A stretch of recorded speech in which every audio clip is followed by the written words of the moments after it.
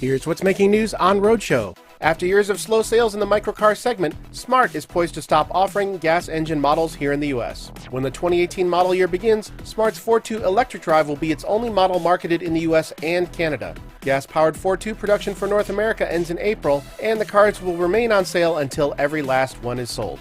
Given how unloved they've been, that might be a very long time indeed. It's official, Mitsubishi's next crossover will be called Eclipse.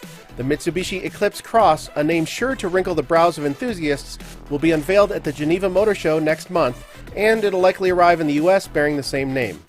It's meant to slot in between the Outlander and Outlander Sport. Drivetrain configurations and availability dates remain unknown, but we expect to learn more when we trek out to Switzerland. Aston Martin and Red Bull have teamed up to build a hypercar, and it'll be shown in North America for the first time in Canada? The AMRB 001 will make its global auto show debut later this month at Toronto's Canadian International Auto Show. Deliveries don't start until 2018, but it sounds very promising. A motorsports-inspired carbon fiber chassis, loads of downforce, and a proper V12 mounted amidships? Sign us up. Find more on these stories over at theroadshow.com, and we'll talk to you tomorrow.